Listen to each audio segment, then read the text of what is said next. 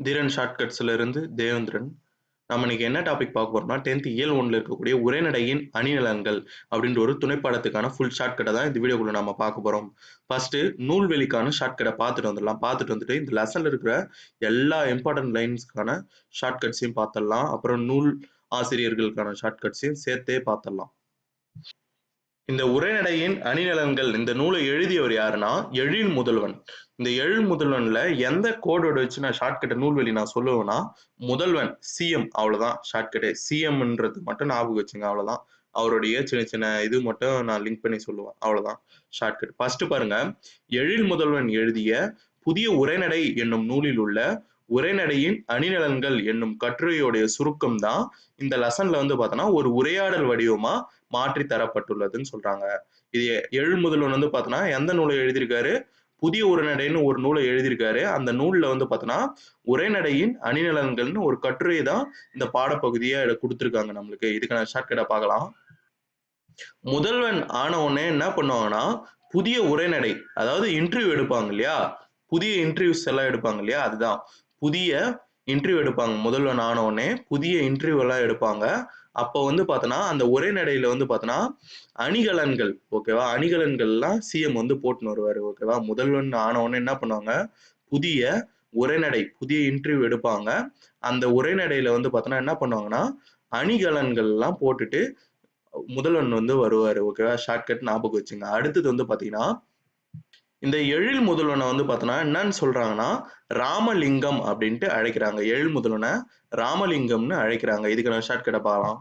இவர் முதல்வன் ஆன உடனே என்ன பண்றாருன்னா ராமரையும் லிங்கத்தையும் போயிட்டு, சிவன், லிங்கம்னா ஒண்ணு இல்ல, சிவன், ராமரையும் லிங்கம் சிவனையும் போயிட்டு வழிபடுறாரு, அவ்வளவுதான். அதுக்கு அடுத்தது வந்து பாத்தீங்கன்னா மாநில கல்லூரியில் பயின்று அங்கேயே பேராசிரியர் பணியை தொடர்ந்தார். இவர் வந்து பாத்தீங்கன்னா எந்த கல்லூரியில பயின்றிருக்காரு?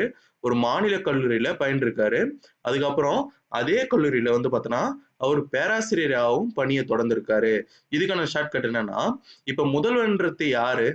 மாநிலத்துக்கு தானே முதல்வர். அப்ப அவ்வளவுதான், மாநிலம்னு ஞாபகம் வச்சுங்க, ஓகேவா. அவங்க என்ன ஆப்ஷன்ல எப்படி கேட்பானா கன்ஃபியூஸ் பண்ற மாதிரி வரும், ஓகேவா. முதல்வன்னா என்ன வரணும் உங்களுக்கு ஞாபகம்? இவர் மாநிலத்துக்கு தான் முதல்வன், அப்போ மாநில கல்லூரியில படிச்சவர், ஓகேவா. அந்த கோடோட ஞாபகம் வச்சுங்க. அதுக்கு அடுத்தது வந்து பாத்தீங்கன்னா குடந்தை அரசு ஆடவர் கல்லூரியிலும், அதுக்கு அடுத்தது பாரதிதாசன் பல்கலைக்கழகம் ஆகியவற்றிலும் என்ன பண்ணியிருக்காருன்னா தமிழ்துறை தலைவராக பணியாற்றிருக்காரு. அதாவது குடந்தை அரசு ஆடவர் கல்லூரியிலும் பாரதிதாசன் பல்கலைக்கழகம் ஆகியவற்றிலும் தமிழ்துறை தலைவராக இவர் எழில் முதல்வன் வந்து பார்த்தோன்னா பணியாற்றிருக்காரு. இதுக்கான ஷார்ட்கட்டை பார்க்கலாம். குழந்தைக்கு பதிலா என்ன பண்ணுங்க, குழந்தைன்னு ஞாபகம் வச்சுங்க.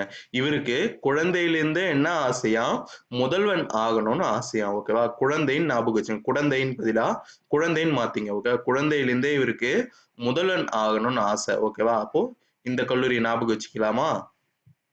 அடுத்தது பாரதிதாசன் பல்கலைக்கழகம்னு இருக்கா, இது பாருங்க. இதுல பாரதிதாசன்றது பாரதியாருக்கு அடுத்து வந்தவர், ஓகேவா. அது மட்டும் ஞாபகம் வச்சுங்க. இதுல மாநில அரசுன்றது அதே மாதிரி மத்திய அரசுக்கு அடுத்தது, ஓகேவா. மத்திய அரசு தான் பெரிய இது, மாநில அரசு அதுக்கு அடுத்தது தான், ஓகேவா. அதே மாதிரி பாரதியார் தான் ஃபர்ஸ்ட், பாரதிதாசன் செகண்ட், ஓகேவா. அதை நீங்க ஞாபகம் வச்சுங்க. அப்போ செகண்டா வந்தவர் பாரதிதாசன். செகண்ட் அதிகாரம் உள்ளது எது? மாநிலம், ஓகேவா. மாநிலம் இது. அப்போ அந்த மாநிலத்துக்கு யாரு முதல்வன்? முதல்வன் தானே இது தலைவர். அப்போ அதை வச்சு அப்போ முதல்வன் தான் பாரதிதாசன் அப்படின்னு உங்களுக்கு ஞாபகம் வந்துடும், ஓகேவா. இவர் வந்து பாத்தீங்கன்னா மரபு கவிதை எழுதியிருக்காரு. புது கவிதை படைப்பதுல வல்லவரா இருந்திருக்காரு. மரபு கவிதையும் படைப்பாரு, புது கவிதை படைக்கிறதுலயும் இவர் வல்லவரா இருந்திருக்காரு. இவர் இயற்றிய பிற நூல்களை கொடுத்திருக்காங்க பாருங்க. இனிக்கும் நினைவுகள், எங்கெங்கும் காணினும், யாதுமாகி நின்றாய் முதலிய நூல்களை இவர் இயற்றிருக்காரு. இதுக்கு முன்னாடி வந்து ஒரு நூலை பார்த்தோமா, என்ன நூல்? புதிய உரைநடைன்ற ஒரு நூலை பார்த்தோமா, அதோட சேர்த்து இந்த 3 நூலையும் கொடுத்திருக்காங்க பாருங்க. இனிக்கும் நினைவுகள், எங்கெங்கும் காணினும், யாதுமாகி நின்றாய். இது 4த்துக்கும் ஷார்ட்கட்டை சேர்த்து பார்த்தலாம். ஷார்ட்கட் பார்க்கலாம். இப்போ இவர் முதல்ல ஆனவொடனே என்ன பண்றாங்கன்னா புதிய உரைநடை, புதிய இன்டர்வியூ வந்து எடுக்கிறாங்க. அதுல வந்து பார்த்தோன்னா இவர் என்ன பண்றாருன்னா இவரு இவரு செய்ய போற அந்த 5 வருஷத்துல இவரு செய்யக்கூடிய விஷயத்தெல்லாம் சொல்றாரு. அது சொன்ன உடனே என்ன ஆகுதுன்னா, மக்கள் மனசுல வந்து பார்த்தீங்கன்னா, இனிக்கும் நினைவுகளா போயிட்டு மக்கள் மனசுல போய் நின்னுடுது. எங்க பார்த்தாலும், எங்க காணினும் என்ன ஆகுதுன்னா, மக்கள் எல்லாமே அவரு இந்த திட்டத்தெல்லாம் சொல்லியிருக்காரு, இதெல்லாம் செய்ய போறாரு அப்படின்ட்டு எல்லாரும் பேசுறாங்க. அதுக்கு அடுத்தது மக்கள் மனசுல அவரு நின்றுட்டாரு. அந்த புதிய உரைநடையில அவரு பேசுனத வச்சே இந்த முதல்வன் வந்து பார்த்தீங்கன்னா, இந்த புதிய உரைநடையில பேசுனத வச்சே என்ன பண்ணிட்டாரு, அந்த ஸ்கீம் எல்லாம் என்னென்ன செய்ய போறேன்னு சொன்னது வச்சு மக்கள் மனசுல எல்லாம் இனிக்கும் நினைவுகளா நின்னுட்டாரு. எங்க பார்த்தாலும் அவரு எங்க காணினும் மக்கள் மனசுல அவரு சொன்ன திட்டங்களே பேச வச்சுட்டாரு. எல்லார் மனசுலயும் நின்னுட்டாரு. அவ்வளவுதான் ஷார்ட்கட். இந்த நூல்களுக்கு எல்லாத்துக்கும் இந்த ஒரே ஷார்ட்கட் தான். ஓகேவா?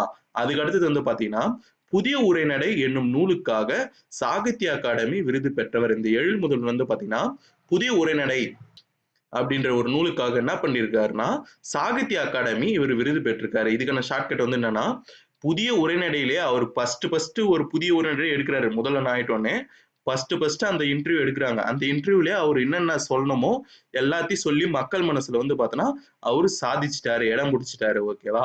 அவ்வளவுதான். அதுக்கு அடுத்தது சிலப்பதிகாரத்துல காடுகான் காதையில இடம்பெற்றுள்ள ஒரு பாடல் வரிகளை வந்து கொடுத்திருக்காங்க பாருங்க. இதுக்கான ஷார்ட்கட்டை பார்க்கலாம். இதுக்கான ஷார்ட்கட் என்னன்னா, நான் ஹைலைட் பண்ணிக்கிற பாயிண்ட்டையும், இந்த நூலையும் வச்சு இது பண்ணுவேன். சிலப்பதிகாரத்த நான் என்னன்னு சொல்லுவேன்னா, காரம்னு மென்ஷன் பண்ணுவேன். ஓகேவா? இந்த நூல வந்து பார்த்தோன்னா, சிலப்பதிகாரம் நூல வந்து பார்த்தோன்னா, காரம்னு மென்ஷன் பண்ணுவேன். காரம்னா சிலப்பதிகாரம்னு உங்களுக்கு ஞாபகம் வரணும். ஓகேவா? இந்த பாடல் வரிகள் கூட அப்படியே லிங்க் பண்ணி ஒரு கதை மாரி சொல்லுவேன். அத நீங்க உட்காந்து புக்ல வந்து பார்த்தோன்னா, இந்த சைட்ல வந்து எழுதிக்கணும். ஓகேவா? அந்த லைன் நான் சொல்ற லைன அப்படியே எழுதிக்கணும். படிக்கும்போது இந்த லைனையும் அந்த நான் சொல்ற இதுவையும் சேர்த்து ஒரு 10 வாட்டி படிங்க. இந்த பாடல் வரிகள் வந்த உடனே உங்களுக்கு கரெக்ட்டா இந்த நூல் கரெக்ட்டா ஞாபகம் வந்துரும். ஓகேவா? ஃபர்ஸ்ட் பாருங்க. வாழையும் கமுகும்னு இருக்கா? இதுதான் வந்து ஃபர்ஸ்ட்டுக்கான கோட் வேர்ட். இதுக்கு என்ன இது ஷார்ட்கட்னா, வாழையும் கமுகு பாக்கவும் சேர்த்து சாப்பிட்டா என்ன ஆகும்? காரமா இருக்கும். ஓகேவா? வாழையும் கமுகு பாக்கையும் சேர்த்து சாப்பிட்டா எப்படி இருக்கும்? காரமா இருக்கும். ஓகேவா? அதான் ஷார்ட்கட். அதுக்கு அடுத்தது வந்து பார்த்தீங்கன்னா, மாவும் பலாவும் மாவையும் பலாவையும் சேர்த்து சாப்பிட்டா அது எப்படி இருக்கும்? அதுவும் காரமா தான் இருக்கும். மாவும் பலாவும் சேர்த்து சாப்பிட்டா அதுவும் காரமா தான் இருக்கும். அதுக்கு அடுத்தது சிறுமலை. இதுதான் ரொம்ப முக்கியம். சிறுமலைன்ற ஒரு கீவேர்ட ஞாபகம் வச்சுங்க. சிறுமலையில இருந்து தண்ணி ஏதாவது எடுத்துட்டு வந்து குடிச்சா, அது காரமா தான் இருக்கும் தண்ணி. அந்த தண்ணி சிறுமலையில இருக்கக்கூடிய தண்ணிய தண்ணியவோ, இல்ல பழத்தையோ ஏதோ ஒண்ணு எடுத்துட்டு வந்து சாப்பிட்டோம்னா, அது எப்படி இருக்குன்னா, காரமா தான் இருக்கும். ஏன்னா, அங்க காடு நெறைய இருக்குது. அதனால வந்து பார்த்தோன்னா, அங்க என்ன இருக்கும்? காரமா இருக்கும் அப்படின்னு ஞாபகம் வச்சுங்க. இந்த காடு நெறைய இருக்குன்னா, காடுகான் காதை. ஏன்னா, இது ஹைலைட் பண்ணிக்கிற பாயிண்ட் தான் குடுத்து கேட்பாங்க. சிறுமலை அப்படின்ற ஒரு பாடல் வரிகள் இடம்பெற்றுள்ள நூல் எது அப்படின்னு கேட்பாங்க. நீங்க அந்த சிறுமலைன்ன உடனே உங்களுக்கு என்ன ஞாபகம் வரணும்னா, காரம்னு ஞாபகம் வரணும். அவ்வளவுதான். காரமா இருந்துச்சு. சிறுமலை தண்ணீர் காரமா இருந்துச்சு அப்படின்ட்டு ஞாபகம் வரணும். ஓகேவா? அடுத்த கொஸ்டின் கேட்பாங்க. இந்த சிறுமலைன்றது எந்த மாவட்டத்துல இருக்குன்னு கேட்பாங்க. அதோ குடுத்துருக்காங்க பாருங்க. திண்டுக்கல் மாவட்டத்துல இந்த சிறுமலைன்ற பகுதி வந்து இருக்கு அப்படின்றாங்க. ஓகேவா? சிறுமலையில இருக்கிறது நீ எத தின்னாலும் எப்படி இருக்கும்? காரமா தான் இருக்கும். ஓகேவா? சிறுமலையில இருக்கிறது எத தின்னாலும் தின்னாலனா திண்டுக்கல். ஓகேவா? தின்னாலனா திண்டுக்கல். ஓகேவா? எத தின்னாலும் எப்படி இருக்கும்? காரமா தான் இருக்கும். ஓகேவா? இப்போ வாங்க எல்லாம் லெசன் உள்ள இருக்கிற எல்லா பாடல் வரிகளும் ஃபுல்லா நான் ஷார்ட்கட் சொல்லிடுறேன். இந்த வீடியோ ஃபுல்லா பாருங்க. இதுல இம்பார்ட்டன்ட் பாயிண்ட்ஸ் மட்டும் நான் ஹைலைட் பண்ணி வச்சிருக்கேன். அதுக்கு மட்டும் ஷார்ட்கட் நான் சொல்றேன். தெளிவா சொல்லி சொல்றேன். உங்களுக்கு நீங்க அத மட்டும் எழுதி வச்சுக்கங்க. ஓகேவா? ஃபர்ஸ்ட் பாயிண்ட் பாருங்க. கபிலர் வந்து பார்த்தோன்னா, இயற்றிருக்கிற நூலுடைய பேர் என்னன்னா, குறிஞ்சிப்பாட்டு. ஓகேவா? கபிலர் இயற்றிய நூலுடைய பேரு குறிஞ்சிப்பாட்டு. இதுக்கான ஷார்ட்கட் என்னன்னா, காப்பி காப்பிய உறிஞ்சி உறிஞ்சி குடிச்சா, அப்போ வந்து எப்படி இருக்கும்னா, பாட்டு பாடுற மாரி இருக்கும். காப்பிய உறிஞ்சி உறிஞ்சி குடிக்கிறது எப்படி இருக்கும்? பாட்டு பாடுற மாரி இருக்கும். அவ்வளோதான் ஷார்ட்கட். காப்பினா கபிலர். ஓகேவா? உறிஞ்சி குடிக்கிறதுனா குறிஞ்சி பாட்டு. அது பாட்டு பாடுற மாரி இருக்குன்னா பாட்டு. ஓகேவா? குறிஞ்சி பாட்டு என்ற நூலை இயற்றியவர் யாருன்னா கபிலர். ஓகேவா? அதுக்கு முன்னாடி இந்த லெசனே எப்படி இருக்குன்னா, அதாவது ஒரு தற்காலத்துல இருக்கக்கூடிய ஒரு கம்ப்யூட்டர் தமிழன்னு ஒருத்தன் இருப்பான். இணைய தமிழன்னு ஒருத்தன். இவன் வந்து பார்த்தோன்னா, சங்ககால புலவர்கிட்ட போயிட்டு என்ன பண்ணுவான்னா, இந்த காலத்தோட இலக்கியத்த பத்தியும், அவருடைய காலத்தோட இலக்கியத்துல எப்படி இருந்துச்சு 2 பேரும் மாத்தி மாத்தி பேசிப்பாங்க. அதுதான் இந்த உரைநடையில இது காமிப்பாங்க ஃபுல்லாமே. இது தேவையில்லாத நெறைய அந்த உரைநடையில இதுவா இருக்கும். நம்ம தேவையான இந்த எக்ஸாம் பாயிண்ட் ஆஃப் வியூல மட்டும் பார்க்கலாம். ஓகேவா? நீங்க அத மட்டும் ஞாபகம் வச்சுங்க. சும்மா ஒரு இப்ப சங்க காலத்துக்கு இந்த காலத்துல இருக்கிற ஒருத்தன் போயிட்டு அங்க போயிட்டு, இந்த எங்க காலத்துல இந்த இலக்கியம் எல்லாம் இருக்கு. உங்க காலத்துல என்னென்ன இலக்கியம் அப்டின்ட்டு விசாரிப்பான். அவ்வளவுதான் இந்த லெசனே. ஓகேவா? இந்த சங்க புலவர் வந்து ஒண்ணு கேட்பாரு அந்த இணையத்தமிழன் கிட்ட. என்ன கேட்பாருன்னா, ஓமைய பத்தி உனக்கு தெரியுமான்னு கேட்பாரு. ஓமைய பத்தி உனக்கு உங்க காலத்துல ஓமைன்னா என்னன்னு தெரியுமா? அப்படின்னு கேட்பாரு. அதுக்கு இணையத்தமிழன் என்ன சொல்லுவான், நான் ஒரு பாடல் வரிகள் சொல்றேன் அப்படின்ட்டு என்ன பண்ணுவான், இணையத்தமிழன் சொல்லுவான். ஓகேவா? அந்த பாடல் வரிகள் பாருங்க.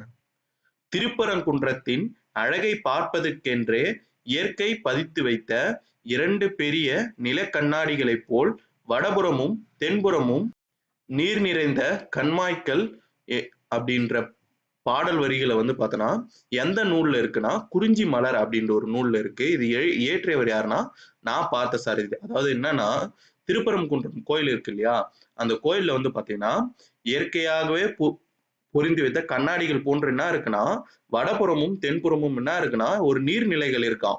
அந்த நீர்நிலைகள்ல பார்த்தோன்னா இந்த திருப்பரங்குன்றம் கோயில் கோபுரம் இருக்கு இல்லையா, அது வந்து அந்த தண்ணியில வந்து பார்த்தோன்னா தெரியுமா. அதுதான் வந்து பார்த்தோன்னா சொல்றாங்க இந்த பாடல் வரிகள்ல. ஓகேவா?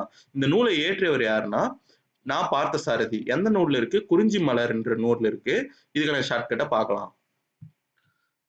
ஷார்ட்கட் சொல்றேன் பாருங்க. திருப்பரங்குன்றத்து கோயில போய் அந்த அழக நம்ம பார்க்கணும்னா என்ன பண்ணணும்னா குறிஞ்சி மலர இந்த நீர் நிறைந்த கண்மாயில பறிச்சுட்டு போனாதான் பார்க்க முடியும். பார்க்க முடியும்னா பார்த்த சாரதி. குறிஞ்சி மலரை பறிச்சுட்டு போனாதான் பார்க்க முடியும்னா குறிஞ்சி மலர் என்ற நூல். ஓகேவா? நீர் நிறைந்த கண்மாய்கள்னா இந்த கடைசி லைன். ஓகேவா? திருப்பரங்குன்றத்து அழகை. ஓகேவா? அதாவது திருப்பரங்குன்ற கோயிலை வந்து பார்த்தோன்னா நம்ம போய் பார்க்கணும்னா பார்த்த சாரதி. ஓகேவா? பார்க்கணும்னா குறிஞ்சி மலரை இந்த நீர் நிறைந்த கண்மாயிலிருந்து இந்த குறிஞ்சி மலரை பறிச்சுட்டு போனாதான் இந்த திருப்பரங்குன்றத்து கோயிலை வந்து பார்த்தோன்னா பார்க்க முடியும். அவ்வளவுதான். இதுக்கு முன்னாடி ஓமையை பத்தி சொல்லிட்டாங்க இல்லையா, இதுக்கு அடுத்தது வந்து பார்த்தோன்னா இணையத்தமிழன் என்ன சொல்றான்னா உருவகத்தை பத்தி சொல்றான். உருவகத்தை பத்தி அந்த சங்க புலவர்கிட்ட என்ன சொல்றான், உங்களுக்கு முன்னாடி 1000 வருஷத்துக்கு முன்னாடி ஒருத்தர் வாழ்ந்தாரு. அவருடைய பேர் தண்டி. தண்டின்றவர் யாரு தண்டின்னு தெரியும் இல்லையா, தண்டி அலங்காரம் இயற்றிய ஒரு அணியிலக்கணம் தண்டி அலங்காரன்ற ஒரு இது இயற்றியவர் தான் தண்டி. ஓகேவா? இவர் தான் வந்து பார்த்தோன்னா உருவகத்தை பத்தி ஒரு விஷயத்த சொல்லியிருப்பாரு. உருவகத்தை பற்றி ஓமையும் பொருளும் வேற்றுமை ஒழிவித்த ஒன்றென மாட்டின் அஃது உருவகமே. உருவகம்னா என்னன்னு தண்டி சொல்றாருன்னா, ஓமையும் ஓமிக்கப்படுற ஓமையும் பொருளும் ரெண்டுமே வேறு வேறு கிடையாது. ரெண்டுமே வந்து பார்த்தோன்னா ஒண்ணுதான் அப்படின்னு சொல்றதுதான் உருவகம் அப்படின்ட்டு யாரு டெஃபினேஷன் கொடுக்குறாரு, தண்டி வந்து பார்த்தோன்னா சொல்றாரு. அதாவது உருவகம்னா வந்து ஓமைனா சொல்லுவோம் இல்லையா, இதுக்கு எக்ஸாம்பிள் வந்து பின்னாடி கொடுத்துருப்பாங்க, அதை பார்க்கலாம். ஃபர்ஸ்ட் இந்த பாடல் வரிகளுக்கான ஷார்ட்கட்டை பார்த்துடலாம். உருவகத்தை பற்றி ஓமையும் பொருளும் ரெண்டுமே வேற்று வேறு கிடையாது, ரெண்டுமே ஒண்ணுதான் சொன்னவர் யாருன்னா தண்டி. ஓகேவா? அதை மட்டும் ஞாபகம் வச்சுங்க. ஓகேவா? உருவகத்தை கேலி பண்றவனை தண்டிக்கணும். அவ்வளவுதான் ஷார்ட்கட்டு.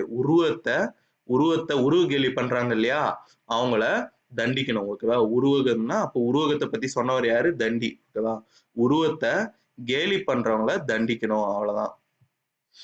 அதுக்கு அடுத்தது என்ன சொல்றாங்க பாருங்க, ஓமையை விட உருவகத்துக்கு தான் வந்து பார்த்தோன்னா உணர்வுகளை வந்து பார்த்தோன்னா தூண்டி எழுப்புதல வந்து பார்த்தோன்னா வெற்றி பெறுது. அதாவது ஓமையை விட உருவகம் தான் வந்து பார்த்தோன்னா நம்ம கிட்ட இருக்கிற உணர்வுகளை வந்து பார்த்தோன்னா அதிகமா வந்து பார்த்தோன்னா தூண்டி எழுப்புமா. இதுக்கான எக்ஸாம்பிள கொடுத்துருக்காங்க பாருங்க. இந்த வரிகளை கொடுத்துட்டு இது என்னன்னு கேட்பாங்க, ஓமையா உருவகமான்னு கேட்பாங்க. இது வந்து பார்த்தோன்னா உருவகம். ஓகேவா? இந்த லைன் பாருங்க. முகநிலவில் வேர்வை முத்துக்கள் துளிர்ந்தன அப்படின்னு இருக்கா. இதுல பாருங்க, நிலவு போன்ற முகம் அப்படின்னா என்ன வரும்? ஓமை வரும். அதே முகம் நிலவு அப்படின்னா இது வந்து உருவகம். ஓகேவா? நிலவுன்றது முன்னாடி ஓமை, இது வந்து ஓமை. முன்னாடி வந்துட்டு முகம்ன்ற பொருள் வந்து பார்த்தோன்னா பின்னாடி வந்துச்சுன்னா அது வந்து பார்த்தோன்னா ஓமை. இதே வந்து பார்த்தோன்னா முகம்ன்ற பொருள் முன்னாடி வந்துட்டு அதோடைய ஓமை வந்து பார்த்தோன்னா பின்னாடி வந்துச்சுன்னா இது வந்து பார்த்தோன்னா உருவகம். ஓகேவா? அதுக்கு அடுத்தது பாருங்க, முத்து முத்து போன்ற வேர்வை அப்படின்னு வந்துச்சுன்னா அது ஓமை. வேர்வை முத்துக்கள் அப்படின்னு வந்ததுனால இது உருவகம். ஓகேவா? ஒரே சென்டென்ஸ்ல பாருங்க, முகநிலவில் வேர்வை முத்துக்கள் துளிர்ந்தன. இது வந்து பார்த்தோன்னா உருவக சென்டென்ஸ். ஓகேவா? உருவத்துல தான் வந்து பார்த்தோன்னா இந்த வேர்வை எல்லாம் இதுவாகும். நம்மளுடைய உருவத்துல தான் வந்து பார்த்தோன்னா வேர்வை எல்லாம் வரும். அவ்வளவுதான் ஷார்ட்கட். அதை வச்சு ஞாபகம் வச்சுங்க. அதுக்கு அடுத்தது பாத்தீங்கன்னா அண்ணா அவர்கள் இயற்றின ஒரு பாடல் அடிகளை கொடுத்திருக்காங்க பாருங்க. களம்புகத்து துடித்து நின்ற உனக்கு வெற்றிச்சாறு கிடைத்து விட்டது உண்டு மகிழ்ந்தாய் உன் புன்னகைதான் அதற்கு சான்று. களம்புகத்து அப்படின்னா என்னன்னா போர்க்களத்தை சொல்றாங்க. போர்க்களத்துக்கு புறப்படுறதுக்காக துடித்து நின்ற உனக்கு என்ன ஆகுதுன்னா வெற்றிச்சாறு உனக்கு கிடைச்சிடுது. உண்டு அந்த வெற்றிச்சாறை வந்து பார்த்தனா நீ என்ன பண்ற உண்டு மகிழ்ந்தாய் உன் புன்னகைதான் அதற்கு சான்று அப்படின்ட்டு சொல்றாரு. யார் சொல்றாரு? அறிஞர் அண்ணா வந்து பார்த்தனா இந்த லைனை சொல்றாரு. இதுக்கான ஷார்ட்கட்டை பார்க்கலாம். அண்ணா வந்து பார்த்தனா எங்கேயாவது கிளம்பும் போது என்ன பண்ணுவானா எதையாவது வெட்டி சாறு போட்டு குடிச்சிட்டு தான் போவான். ஏன்னா வெளியில போனா புன்னகையா இருக்கணும்ன்றதுனால. ஓகேவா? அதாவது அண்ணா வந்து பார்த்தனா வெளியில எங்கேயாவது கிளம்பும் போது என்ன பண்ணுவானா ஏதாவது பழத்தை வெட்டி சாறு போட்டு குடிச்சிட்டு தான் போவான். ஏன்னா அப்பதான் வெளியில புன்னகையா இருக்க முடியணும். ஓகேவா? இது வந்து ஒரே லைனா எழுதி வச்சுங்க. அப்படி நான் சொல்றத ஒரு லைனா எழுதி வச்சுங்க இது பக்கத்திலே. ஓகேவா? இது படிக்கும் போது அந்த லைனும் சேர்த்து சேர்த்து சேர்த்து சேர்த்து படிச்சு பாருங்க. அப்படியே இந்த லைன் மறக்கவே மறக்காது. இந்த லைனை பாருங்க. ஓம உறுப்பு மறைந்து வந்தால் அதற்கு வந்து பார்த்தோன்னா எடுத்துக்காட்டு ஓமை அணி என்று பெயர்னு கொடுத்திருக்காங்க. அப்போ ஓம உறுப்பு வெளிப்படையா வந்தா அது என்ன அணினா ஓமை அணி. ஓகேவா? ஓமை உறுப்பு வந்து பார்த்தோன்னா இந்த போல போன்ற இந்த மாதிரி எல்லாம் உறுப்பு வரும் பார்த்தீங்களா? ஓம உறுப்புகள் இதெல்லாம் வந்து பார்த்தோன்னா வெளிப்படையா வந்துடுச்சுன்னா அது வந்து பார்த்தோன்னா ஓமை அணின்னு சொல்லுவாங்க. இதே வந்து பார்த்தோன்னா அது மறைஞ்சு வந்துடுச்சுன்னு வச்சுங்க அந்த போலன்றத போன்ற ஓம உறுப்புகள் வந்து பார்த்தோன்னா மறைஞ்சு வந்துடுச்சுன்னா அதை என்ன சொல்லுவாங்கன்னா எடுத்துக்காட்டு ஓமை அணின்னு சொல்லுவாங்க. இந்த எடுத்துக்காட்டு ஓமை அணி வந்து பார்த்தோன்னா இடம்பெற்ற ஒரு திருக்குறளை வந்து பார்த்தோன்னா கொடுத்துருக்காங்க பாருங்க. புறந்தூய்மை நீரான் அமையும் அகந்தூய்மை வாய்மையால் காணப்படும். இந்த திருக்குறளுக்கான பொருள் என்னன்னா புறம் தூய்மை நம்மளுடைய உடல் தூய்மை வந்து பார்த்தோன்னா எப்படி இது பண்ணுமா நீரால கழுவிடலாம். ஓகே நீரால வந்து பார்த்தோன்னா கழுவினா என்ன ஆகும் புறம் வந்து பார்த்தோன்னா தூய்மை ஆயிடும். ஆனா அகம் எப்போது தூய்மை ஆகுமா வாய்மை நீ உண்மை பேசும்போது மட்டும்தான் அகம் வந்து பார்த்தோன்னா தூய்மையாகும் அப்படின்ட்டு சொல்றாங்க. அதாவது இது போலதான் இதுன்னு சொல்றாங்க. ஆனா இந்த போலன்ற வார்த்தை வந்து பார்த்தோன்னா இதுக்குள்ள வந்து நம்மளுக்கு வந்து வெளிப்படையா கொடுக்கவே இல்லை. மறைத்து கொடுத்துருக்காங்க. அப்போ இது என்னன்னா எடுத்துக்காட்டு ஓமை அணி. ஓகேவா? இந்த எடுத்துக்காட்டு ஓமை அணியை வந்து பார்த்தோன்னா உரைநடையில பயன்படுத்தும் போது அது என்ன சொல்றாங்கன்னா இணை ஒப்பு அப்படின்னு சொல்றாங்க. அதாவது எடுத்துக்காட்டு ஓமை அணி வந்து பார்த்தோன்னா செய்யுளும் மட்டும் பயன்படுத்த நம்ம என்ன பண்றோம் உரைநடையிலையும் பயன்படுத்துறோம். அந்த உரைநடையில எடுத்துக்காட்டு ஓமை அணியை பயன்படுத்தும் போது அதை என்ன சொல்றாங்கன்னா இணை ஒப்பு அப்படின்ட்டு அழைக்கிறோம்னு சொல்றாங்க. அடுத்து ஒரு பாடல் வரிகள் பாருங்க. இந்த பாடல் வரிகள்னா ஊர் கூடி செக்கு தள்ள முடியுமா என்று கேட்கிறார்கள். ஊர் கூடின பிறகுதான் செக்கு தள்ள முடியும் என்று காத்திருப்பவர்களின் காரியம் கைகூடாது. புரோகிதருக்காக அமாவாசை காத்திருப்பதில்லை என்று எழுத்தாளர் வா ராமசாமி வந்து பார்த்தோன்னா மழையும் புயலும் அப்படின்ற ஒரு நூல்ல வந்து பார்த்தோன்னா குறிப்பிட்டுள்ளார். அதாவது இந்த பாடல்ல என்ன சொல்ல வராங்கன்னா ஊர் கூடினாதான் செக்கு தள்ள முடியும் அப்படின்ட்டு யாருன்னா ஒருத்தர் காத்திருந்தாங்கன்னு வச்சுங்களேன் அது வந்து பார்த்தோன்னா என்ன ஆகும்னா அது கைகூடாத காரியம் தான். அதாவது ஊருக்கு எல்லாமே ஊர் வந்து பார்த்தோன்னா ஒன்னா கூடுறதுன்றது சாத்தியமில்லாத ஒன்று. அதுதான் இந்த பாடல்கள் சொல்றாங்க.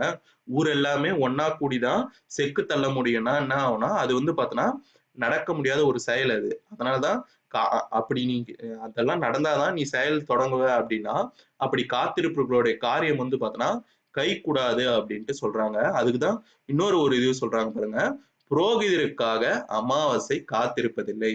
புரோகிதர் வராங்க அவர் வந்து பூஜை பண்ணாதான் அப்படின்றதுக்காக அமாவாசை வந்து காத்திருக்காது. அது ஒரு நாள் தான் காத்திருக்கும். அதுக்கப்புறம் அது அப்படியே நாள் கடந்து போயிடும். புரோகிதர் அவரு அப்படியே காத்திருக்க வேண்டியதுதான். ஓகேவா? அவ்வளவுதான். இதுக்கான ஷார்ட்கட்டை வந்து பார்க்கலாம் வாங்க. ஷார்ட்கட் பாருங்க. ஊரு கூடி செக்கு தள்ள முடியுமா? முடியாது. ராமர் சாமியை கும்பிட்டா போதும் அந்த செக்கை வந்து பார்த்தோன்னா தள்ளிட முடியும். அதாவது ஊர் கூடி செக்கு தள்ள முடியுமானா முடியாது. ராமசாமினா ராமன் சாமியை ஞாபகம் வச்சுங்க. ராமர் சாமியை கும்பிடு என்ன பண்ண முடியும் இந்த செக்கை வந்து பார்த்தோன்னா தள்ளிடலாம். எப்படி தள்ள வைப்பாருன்னா இந்த ராமர் சாமி எதனா ஒரு மழை பெஞ்சோ இல்ல புயல் அடிச்சோ இந்த செக்கை வந்து பார்த்தோன்னா தள்ள வச்சிருவாரு. ஓகேவா? இந்த ராமசாமி என்ன பண்ணுவாருன்னா மழை பெஞ்சோ இல்ல புயல் அடிச்சோ என்ன பண்ணுவாரு ஊர் கூடி செக்கு தள்ளுறதுக்கு பதிலா இவர் இந்த ராமசாமின்ற சாமியே வந்து பார்த்தோன்னா இந்த செக்கை தள்ளி விட்டுரும் புயல் மூலியமா. ஓகேவா? அதான் ஷார்ட்கட்டு. அடுத்து இந்த லாஸ்ட் லைனையும் ஷார்ட்கட் நான் சொல்றேன் பாருங்க. புரோகிதருக்காக அமாசை வந்து பார்த்தீங்கன்னா காத்திருப்பதில்லைன்னு கொடுத்துருங்க. புரோகிதருக்காக அமாசை காத்திருக்காது. ஆனா இந்த ராமன் சாமிக்காக இந்த அமாசை வந்து பார்த்தோன்னா காத்திருக்கும். ஓகே. புரோகிதருக்காக அமாசை காத்திருக்காது. ராமன் சாமிக்காக காத்திருக்கும். ஏன்னா அவர் தான் வந்து பார்த்தோன்னா மழை, புயல் இதெல்லாம் வர வைப்பாரு. ஓகேவா? சும்மா ஞாபகம் வச்சுங்க. ஓகேவா? புரோகிதருக்காக அமாசை காத்திருக்காது. ராமன் சாமிக்காக அந்த மழையும் புயல் அடிக்கிறதுக்காகவும் இந்த அமாசை காத்திருக்கும். அதுக்கு அடுத்தது இணையதமிழன் வந்து பார்த்தோன்னா ஒண்ணு கேட்கிறாரு. அதாவது அஃறிணை பொருளை வந்து பார்த்தோன்னா உயர்திணையா கருதி கற்பனை செய்து எழுதுவோம் அப்படின்ட்டு சொல்றாரு. இணையதமிழன் சொல்றாரு.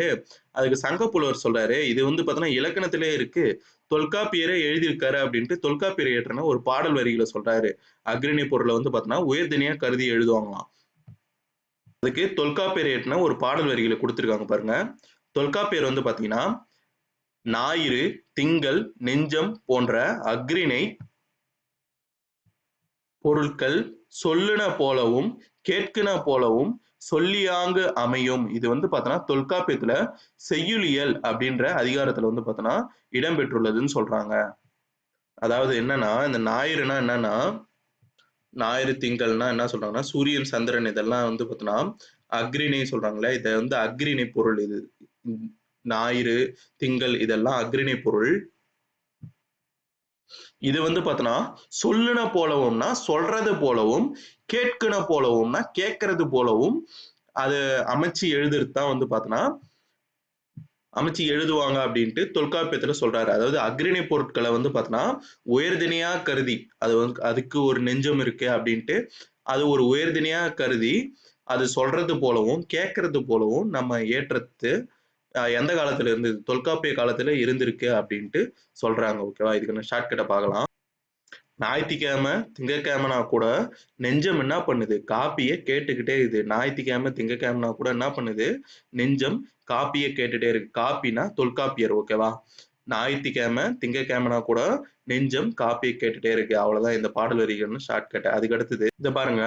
உயிர் இல்லாத பொருட்களை உயிர் உள்ளது போலவும் உணர்வு இல்லாத பொருட்களை உணர்வு உடையன போலவும் கற்பனை செய்வது உண்டு என்று எடுத்து காட்டியிருக்கிறார். அதாவது உயிர் இல்லாத பொருளை வந்து பார்த்தோன்னா உயிர் இருக்கிற மாதிரியும் உணர்வு இல்லாத பொருட்களை உணர்வு உடையது போலவும் கற்பனை செய்து எடுத்து காட்டிருக்காரு தொல்காப்பியத்துல. ஓகேவா?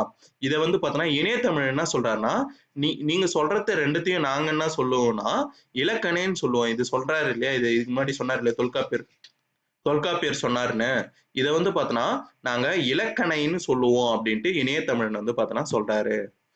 அதுக்கு அடுத்தது பாருங்க ஒரு பாடல் வரி பெரிய பாடல் வரி கொடுத்துருப்பாங்க. இது வந்து யார் ஏற்றிருக்காருன்னா திருவி கல்யாண சுந்தரனார் வந்து பார்த்தோன்னா இது தமிழ் தென்றல் திருவி கல்யாண சுந்தரனார் வந்து பார்த்தோன்னா இது ஏற்றிருப்பாரு. ஓகேவா? இது ஃபுல்லாத்தையும் படிங்க ஒரு வாட்டி. சோலையில் புகுவேன். சோலைனா என்னன்னா பூங்கா. பூங்காக்குள் புகுவேன். மரங்கள் வந்து பார்த்தோன்னா கூப்பிடுச்சான். அப்போ புகும்போது என்ன சொல்லுதான் மரங்கள் வந்து பார்த்தோன்னா விருந்து வைக்குதாம். அதுல ஆலமர நிழலில் அமர்வேன். ஆலமர நிழல்ல அமர்வேன். அதுக்கு அடுத்தது ஆலமர நிழலில் அமர்வேன். ஆலமரம் வந்து பார்த்தோன்னா என் விழுதை பார் அந்த அரசுக்கு இஃது உண்டா. அதாவது அந்த ஆலமரம் வந்து பார்த்தோன்னா அரச மரத்தை பார்த்து சொல்லுதான் அரச மரத்துக்கு என்கிட்ட இருக்கிற மாரி விழுது வந்து பார்த்தோன்னா அதுகிட்ட இருக்கா அப்படின்ட்டு கிண்டல் பண்ணுமா. ஓகேவா? இது 2 லைன் மட்டும் இது பண்ணீங்க. நீங்க மொத்தத்தெல்லாம் படிச்சு வச்சுங்க. இந்த 2 லைன் மட்டும் பாருங்க. நான் ஷார்ட்கட் சொல்றேன். ஃபர்ஸ்ட் பாருங்க.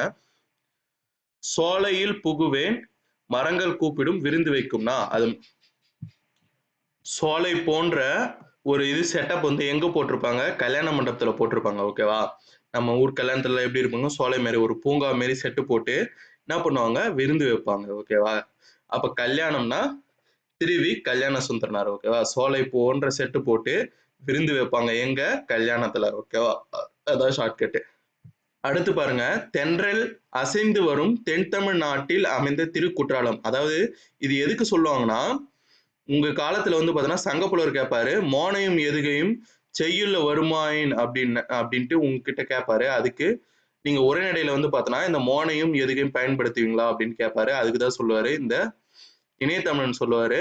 இந்த ராபி சேதுப்பிள்ளை அவர்கள் இயற்றின இந்த பாடல் வரிகளை வந்து பாத்தீங்கன்னா சொல்லி காட்டுவார். அதாவது மோனைனா என்னன்னா அடிதோறும் சீர்தோறும் முதல் எழுத்து ஒன்றி வருவது மோனை. அடிதோறும் சீர்தோறும் இரண்டாம் எழுத்து ஒன்றி வருவது எதுகை. ஓகேவா? இது 2த்துக்கும் சங்கப்புலவர் கேட்பாரு, உங்க காலத்துல இதெல்லாம் இருக்கா அப்படின்னு கேட்கும்போது, இணையத்தமிழன் என்ன சொல்லுவாருன்னா, எங்க காலத்துல இருக்கு அப்படின்ட்டு இந்த ராபி சேதுப்பிள்ளை தமிழ் இன்பம் என்ற ஒரு நூல்ல வந்து பார்த்தோன்னா, இந்த பாடல் வரிகள வந்து பார்த்தோன்னா ஏற்றிருப்பாரு. இத வந்து பார்த்தோன்னா பாடி காட்டுவாரு. ஓகேவா? இதுக்கான ஷார்ட்கட்ட பார்த்துடலாம். ஓகேவா? ஃபர்ஸ்ட் தென்றல் அசைந்து வரும் தென்தமிழ் நாட்டில் அமைந்த திருக்குற்றாலம். இது 2 லைன் மட்டும் ஞாபகம் வச்சுக்கோங்க போதுமானது. இது ராபி சேதுப்பிள்ளைன்னு சொன்னா, சொல்லின் செல்வர் ராபி சேதுப்பிள்ளை இதை இயற்றினார்ன்னு சொன்னா, சேதுபதினா நீங்க என்ன ஞாபகம் வச்சீங்கன்னா, விஜய் சேதுபதி ஞாபகம் வச்சுக்கணும் அவ்வளவுதான். இந்த பாடல் வரிகளுக்கு வந்து பார்த்தீங்கன்னா, விஜய் சேதுபதி ஞாபகம் வச்சுங்க. ஓகேவா? இதுக்கு ஷார்ட்கட் என்னன்னா, தென்றல் அசைந்து வரும்னா, தென்றல் போன்று அசைந்து வருவார். ஒரு மாசா வருவார். விஜய் சேதுபதி நடந்து வரும்போது எப்படி இருக்கும்? ஒரு தென்றல் எப்படி அசைந்து வருதோ, அந்த மாரி விஜய் சேதுபதி வந்து பார்த்தீங்கன்னா, அசைஞ்சு வருவாரு. ஓகேவா? இது எந்த நூல்ல இருக்குன்னா, தமிழ் இன்பம் அப்படின்ற ஒரு நூல்ல எழுதியிருக்காரு. ஓகேவா? தமிழ் விஜய் சேதுபதி வந்து பார்த்தோன்னா, பேசும்போதே ஒரு இதுவா இருக்கும். எப்படி இருக்குன்னா, தமிழ் மொழிய வந்து பார்த்தோன்னா, அவர் எப்படி பேசுவார்ன்னா, இன்பமா பேசுவார். அவ்வளவுதான். அப்போ சேதுபதி, ராபி சேதுப்பிள்ளை இயற்றின நூல் தமிழ் இன்பம். எப்படி என்ன சொன்னேன்? விஜய் சேதுபதி தமிழ இன்பமா பேசுறாரு. ஓகேவா? அது வச்சு நீங்க அத ஞாபகம் வச்சுங்க. தென்றல் அசைந்து வரும்னா, தென்றல் போன்று அசைந்து வருவார் யாரு? விஜய் சேதுபதி. ஓகேவா? அப்போ ராபி சேதுப்பிள்ளை. ஓகேவா? அதுக்கு அடுத்தது அந்த லைன் தான் குடுத்திருக்காங்க பாருங்க. யாரு இயற்றுனாங்க அப்படின்ட்டு. தமிழ் இன்பம் அப்படின்ற ஒரு நூல்ல ராபி சேதுப்பிள்ளை இந்த நூலை இயற்றிருப்பாரு. ஓகேவா? நான் சொன்னேன், தமிழ் இன்பமா விஜய் சேதுபதி பேசுவாரு. ஓகேவா? உணர்வு வந்து பார்த்தோன்னா, அதாவது நம்ம செயல் ஈற்றணும்னா, உரைநடையில வந்து பார்த்தோன்னா, இப்ப நம்ம ஒரு ஏதோ ஒண்ணு ஏற்றோம்னா, அது வந்து பார்த்தோன்னா, உணர்வு வந்து பார்த்தோன்னா, அழுத்தமா அழுத்தம் தர்றதுக்காக நீங்க வந்து பார்த்தோன்னா, வேற என்னென்ன யுக்திகள் வந்து பார்த்தோன்னா பயன்படுத்துவீங்க அப்படின்ட்டு இந்த சங்கப்புலவர் வந்து பார்த்தோன்னா, இணையத்தமிழன் கிட்ட கேட்கிறாரு. அதுக்கு இணையத்தமிழன் வந்து பார்த்தோன்னா, ஒரு விஷயத்த சொல்றாரு. என்ன சொல்றாருன்னா, சொல்லையும் கருத்தையும் வந்து பார்த்தோன்னா, நாங்க மறுபடியும் பயன்படுத்துவோம். அதாவது சொல்லையோ, கருத்தையோ திரும்ப திரும்ப சொல்வதுண்டு. அந்த சொல்ல வந்து பார்த்தோன்னா, இல்ல கருத்தையோ வந்து பார்த்தோன்னா, மறுபடியும் சொன்னோம்னா, அந்த சொல்லு உரைநடையில வந்து பார்த்தோன்னா, அது அழுத்தம் கிடைக்கும் அப்படின்ட்டு சொல்றாரு. அதுக்கு வந்து ஒருத்தர் வரதராசனார் அவர் வந்து பார்த்தோன்னா, நாட்டுப்பற்று அப்படின்ற ஒரு நூல்ல வந்து பார்த்தோன்னா, இந்த பாடல் வரிகள வந்து பார்த்தோன்னா, இயற்றிருக்காரு அப்படின்ட்டு சொல்றாரு. அது என்னன்னா, வாழ்க்கை நடத்துவதற்காக பொருட்கள் பல வேண்டும். அரிசி, காய், கனி முதலியவை வேண்டும். உடை, வீடு முதலியவை வேண்டும். காசும், காகிதம், நோட்டும் வேண்டும். இன்னும் பல வேண்டும். இவற்றை ஆளும் அறிவும் வேண்டும். இந்த நூல வந்து பார்த்தோன்னா, இயற்றியவர் யாருன்னா, வரதராசனார் நாட்டுப்பற்று அப்படின்ற ஒரு நூலை எழுதியிருக்காரு. இதுல பாருங்க, இதுக்கு முன்னாடியே சொன்னேன் இல்லையா? சொல்லையோ, கருத்தையோ திரும்ப திரும்ப சொல்வதுண்டு. இதுல பார்த்தீங்கன்னா, வேண்டும், வேண்டும் அப்படின்றத மறுபடியும் சொல்லிட்டே வருவாங்க. அதாவது அழுத்தம் குடுக்கறதுக்காக, ஒரு சொல்ல வந்து பார்த்தா அதோடைய உணர்வ வந்து பார்த்தோன்னா, அழுத்தம் குடுக்கறதுக்காக, அத என்ன பண்ணுவாங்க, மறுபடியும் பயன்படுத்துவாங்க. அப்படி பயன்படுத்துனாங்கன்னா, அது வந்து பார்த்தா, அதோடைய அழுத்தம் வந்து பார்த்தோன்னா, அதிகரிக்கும் அப்படின்றதுனால. ஓகேவா? இதுக்கான ஷார்ட்கட்ட பார்க்கலாம். வாழ்க்கை நடத்துவதற்கு வந்து பார்த்தோன்னா, அரிசி, காய்கறி இதெல்லாம் இருந்துச்சுனாலே என்ன பண்ணலாம், வறுத்து சாப்பிட்டு நம்ம என்ன பண்ணலாம், நாட்டுப்பற்று உணர்வோட வாழலாம். ஓகேவா? வாழ்க்கை நடத்துவதற்கு என்ன தேவை? அரிசி, காய், உடை, வீடு இதெல்லாம் இருந்தாலே போதும். எல்லாம் வறுத்து சாப்பிட்டு என்ன பண்ணலாம், நாட்டுப்பற்றோட ஜாலியா வாழ்ந்துட்டு வரலாம். அவ்வளவுதான் ஷார்ட்கட்டு. வறுத்து சாப்பிட்டுன்னா வரதராசனார். நாட்டுப்பற்றோன்னா அவர் இயற்றின நூல் நாட்டுப்பற்று. அந்த நாட்டுப்பற்று நூல்ல தான் இது வந்து பார்த்தோன்னா இடம்பெற்றிருக்குது. அதுக்கு அடுத்தது பாருங்க, படிப்பவருக்கு முரண்படுவது போல இருக்கும். ஆனா உண்மையில வந்து பார்த்தோன்னா, அது முரண்படாத மெய்மையை சொல்வது முரண்படும் மெய்மை. அதாவது நம்ம படிக்கும்போதே வந்து பார்த்தோன்னா, முரண்பாடா தெரியும். அதாவது ஆப்போசிட்டா தெரியும். ஆனா அது உண்மையாவே வந்து பார்த்தோன்னா, முரண்படாததா இருக்கும். முரண்படாத மெய்மையா தான் இருக்கும். அப்படி இருந்துச்சுன்னா, அது என்ன சொல்றாங்கன்னா, முரண்படு மெய்மைன்னு சொல்றாங்க. ஓகேவா? இதுக்கு வந்து பார்த்தோன்னா, ஒரு எக்ஸாம்பிள் குடுத்திருக்காங்க பாருங்க. இந்த உலகத்துல வந்து பார்த்தோன்னா, பயம் என்ற ஒன்றைத் தவிர வேறு எதற்கு நாம் பயப்பட வேண்டும்? அதாவது பயப்படவே கூடாதுன்னு தான் சொல்ல வராங்க. அதை எப்படி சொல்ல வராங்க பாருங்க. பயத்துக்குன்ற ஒண்ணுத்துக்கு மட்டும் தான் நம்ம பயப்படணுமா, மத்ததுக்கு எதுக்கும் நம்ம பயப்பட தேவையில்லையாம். ஓகேவா? அதாவது இதுக்கு முன்னாடி என்ன சொல்லியிருக்காங்க, முரண்படுவது போல இருக்கும். அந்த சொல்ல படிக்கும்போது நமக்கு எப்படி இருக்கும்?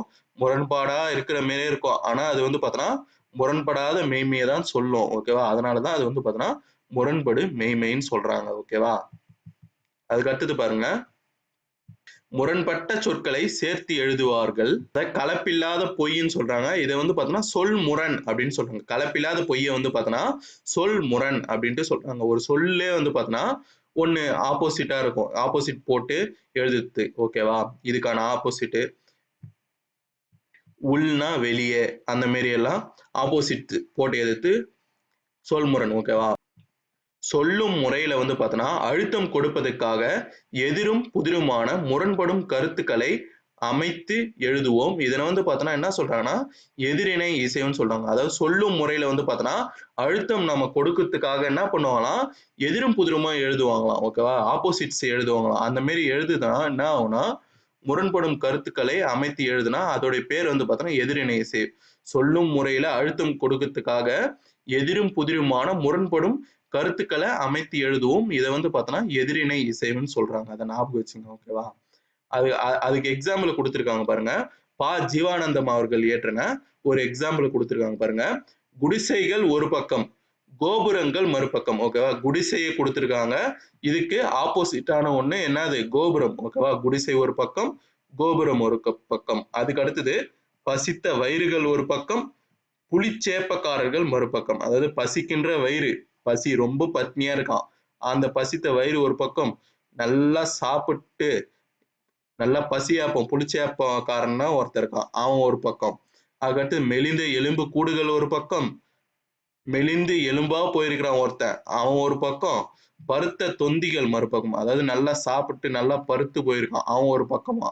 அதாவது இந்த மாதிரி ஆப்போசிட்ஸ சொல்லி சொன்னா அது என்னன்னு சொன்னா எதிரிணை இசைன்னு சொன்னா இதுக்கான இதுதான் இந்த லைன். ஓகேவா? இது இயற்றியவர் யாருன்னா ஜீவானந்தம். ஓகேவா?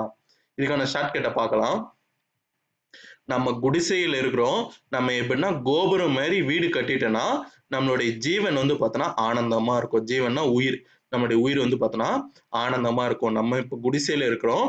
நம்ம கோபுரம் மாரி ஒரு வீட்டை நம்ம கட்டிட்டோம்னா நம்மளுடைய ஜீவன், நம்மளுடைய உயிர் வந்து பார்த்தோன்னா ஆனந்தமா இருக்கும். அவ்வளவுதான் ஷார்ட்கட்டு. நான் சொல்ற ஷார்ட்கட்ஸ் எல்லாம் நீங்க என்ன பண்ணுங்க, சைட் பை சைடு எழுதிங்க. இந்த லெசனை படிக்கும்போது என்ன பண்ணணும், அந்த லைனை வந்து பார்த்தோன்னா ஃபுல்லா படிக்கணும். படிச்சுட்டு நான் ஷார்ட்கட் சொல்லுவேன் இல்லையா, அந்த லைன் மட்டும் கடைசியா அந்த லைனை மறுபடியும் வாசிச்சு இது ஒரு வாட்டி ஃபுல்லா வாசிக்கணும். அப்புறம் நான் சொல்றத சைட் பை சைடு அப்படியே வாசிச்சுட்டே வரணும்.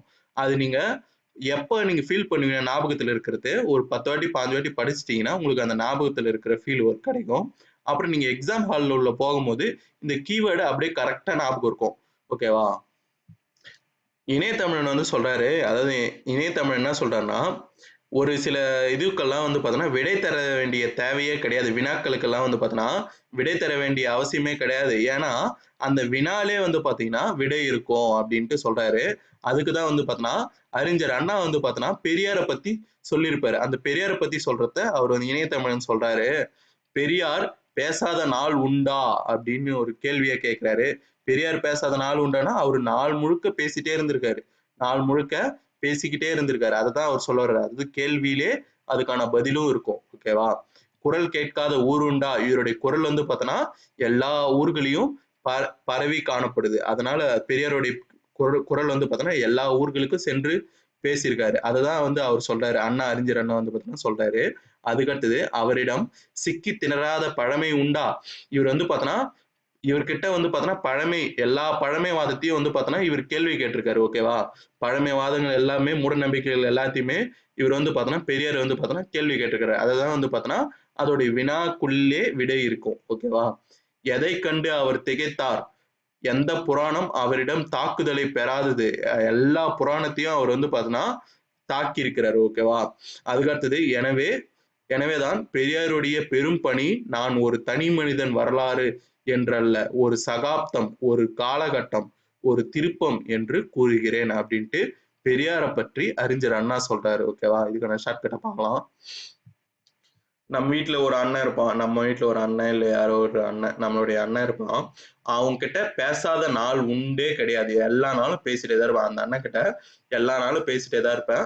அவனுடைய குரலை வந்து பார்த்தோன்னா, அண்ணனுடைய குரலை டெய்லி கேட்டுட்டே தான் இருப்பேன். ஓகேவா? அதான் ஷார்ட்கட். இந்த 2 லைன் மட்டும் ஞாபகம் வச்சுக்கோங்க. ஓகேவா? அந்த அண்ணன் கிட்ட பேசிக்கிட்டே தான் இருப்பேன். பேசாத நாளே கிடையாது.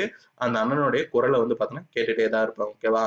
பெரியார பற்றி மோஸ்ட்லி வந்து பார்த்தோன்னா, இயற்றினவர் யாருனாலே அறிஞர் அண்ணா தான். ஏன்னா அவருடைய ஃபேனா தான், பெரியாருடைய ஃபேனா தான் வந்து பார்த்தோன்னா, அறிஞர் அண்ணா வந்து பார்த்தோன்னா, அவர்கிட்ட போய் சேருவாரு. ஓகேவா? நீங்க அப்போ பெரியார பத்தி இந்த மாதிரி ஒரு சகாப்தம் இதெல்லாம் ஒரு வியப்பா சொன்னவர் யாருன்னா, நீங்க கண்ண மூடுனா அறிஞர் அண்ணான்னு போட்டுடலாம். ஓகேவா?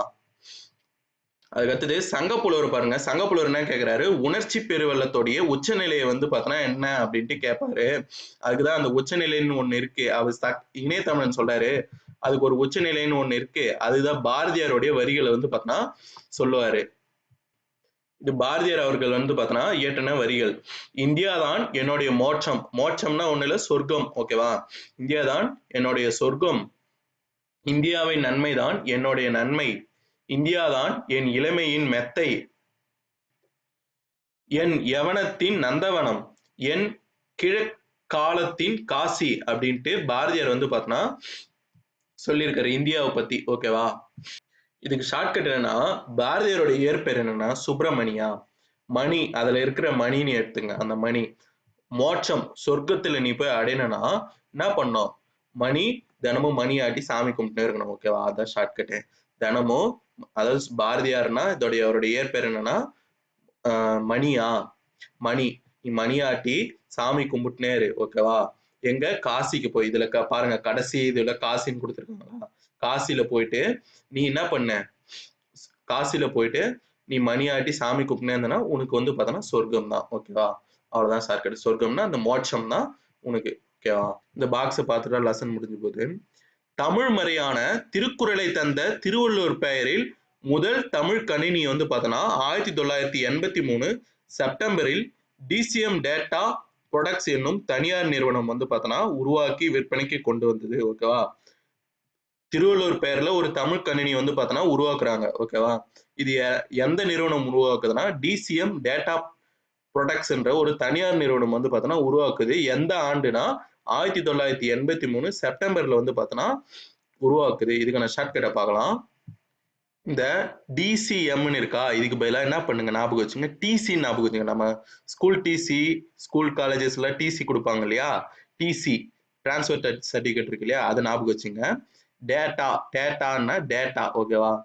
டிசியில் இருக்கிற டேட்டாவெல்லாம் என்ன பண்ணுங்க, கணினியில ஏற்றி வச்சுங்க. அப்படி இல்லைன்னா வச்சுங்களேன், நீங்க உயர்வா நீங்க கணினியில ஏத்தாத விட்டுட்டீங்கன்னா, நீங்க உயர் படிப்புக்கு எட்டாத உயரத்துல நீங்க போய் படிக்கும் போது, பெரிய பெரிய படிப்பெல்லாம் நீ படிக்கும் போது என்ன ஆகும்னா, அது எல்லாம் அழிஞ்சு போயிடும். அப்புறம் உங்களுக்கு நாமத்தை போட்டு நாமம்னா என்னன்னா 3. ஓகேவா? நாமம்னா என்ன? 3. ஓகேவா? அதாவது என்னன்னா, டிசி இருக்கக்கூடிய டேட்டாவெல்லாம் கணினியில ஏத்தி வச்சுங்க. அப்படி நீங்க கணினியில ஏத்தி வைக்காத விட்டுட்டீங்கன்னா, எட்டாத படிப்பெல்லாம் நீ போய் படிக்கும் போது, எட்டாத படிப்புன்னா 8. ஓகேவா?